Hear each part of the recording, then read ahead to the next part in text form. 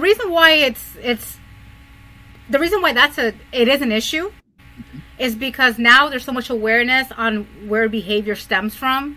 And because now it's not so black and white. It's not, oh, he or she is misbehaving because they're just being disrespectful, or they're just because they're bad. And because we know there's so many different antecedents, we're, I can never say this word, compartmentalize. Compartmentalize, yeah. I can never say that word. Behavior. Trying to get me to say exasperate. I can't even. Exasperate? Yeah, I don't even, right? That's my word. I tried to sound so smart the other day. I was like, does that exasperate the issue? And I said, does it make it worse? So I'm with you. I can't find a better word than the one I just told you. I'm not saying the C word. Yes. That once we have all those components of what potentially can be the problem, it gets so exhausting that we don't know what the consequence should be. So we're just kind of like, just leave it alone. And the parents have a lot to do with why some children are not getting the discipline that it's required. Because I think discipline is very, very important to let kids know right from wrong. Because we think about their future also. Discipline is very, very important. And of course there's different ways in doing it, but it's important to do it. And I feel like a lot of our hands are kind of tied because of the parents. Yeah. Those are the ones that kind of have us like this. Yes. And then they're no help either. And it's going back to that consistency. You could be the miracle worker. You could be Ann Sullivan with Helen Keller 5 days a week. But if they go home and all of that positive behavior gets extinguished. And this is another thing too that I think a lot of folks forget, is that these kids, they go home, and in their home environment, some of those negative behaviors are reinforced at home because they see at home, this is what mom or dad does and they get rewarded, or this is what the other kids in the neighborhood do. Like they'll see an older kid steal and not get in trouble. Well, they want to be cool like that kid. But then when they go to school, it could actually be confusing to a kid who, when they come to school, there's these set of rules. When they go, they see a different set of rules. A lot of times I tried to explain to students that in the classroom, this is how we speak, because they'll try to get slang and try to throw a lot of stuff. And I didn't want to say that what they're saying is wrong, because then that's saying all your friends and family are wrong. Well, like acts is I hear it a lot, and I would try to correct them, but I'd say, instead of it being wrong, this is the way in the classroom. This is how, and the reason why is you want to be be able to speak professional, so that when you go to interview for a job, or when you're at your job, you can be seen as professional, and that can lead to promotions and success. And that's the way I tried to explain it to them. And for the most part, I think it worked. I don't know. But it works. It works. I think. I mean, when I was subbing and I was working in that one class, I didn't have any behaviors or IEPs or anything like that. Yeah.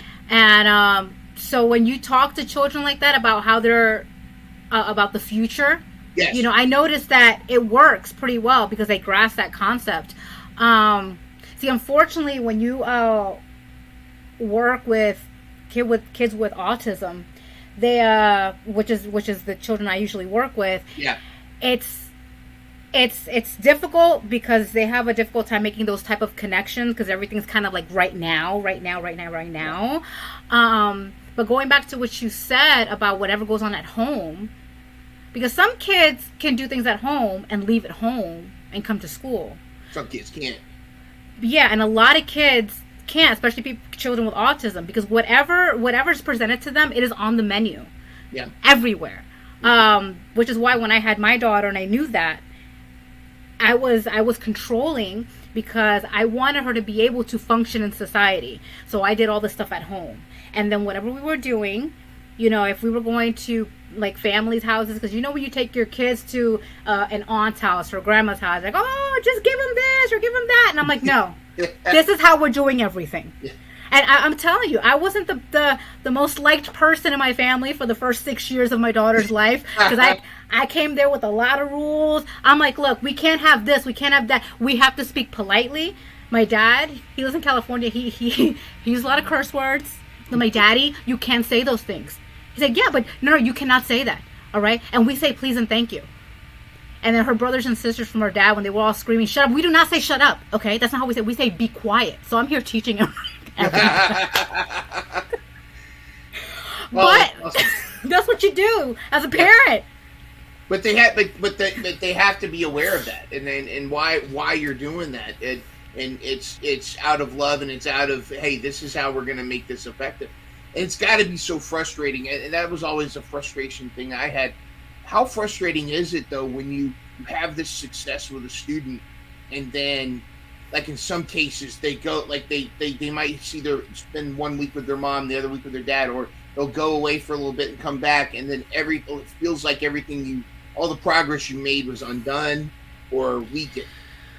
Wow. Well,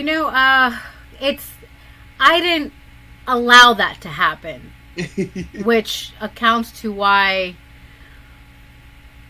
for personal reasons, I've been taking care of my child on my own. Mm-hmm. Because it is frustrating.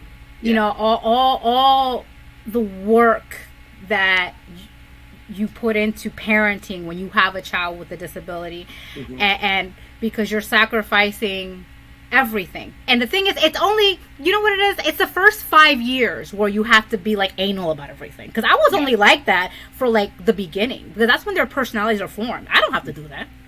Yeah. Now that's why the first 5 years is crucial. Every move you make, everything you do, you have to be like that. So that once they start elementary school, the teachers don't have to worry about it, because that was my whole thing. Besides my daughter, besides providing her with the tools and resources she needs in order to function and to thrive in the class and in life, is to make sure the teachers don't have that burden, because it's not their job. Mm-hmm. It's not your job to teach my kid, to behave. Catch full episodes of the Educators Podcast every Thursday at 4 p.m. Real educators with the real issues in education. Thank you so much for watching. And, of course, take care of yourself. Jeans passes to anyone who likes, shares, and comments on this video. Have a great week.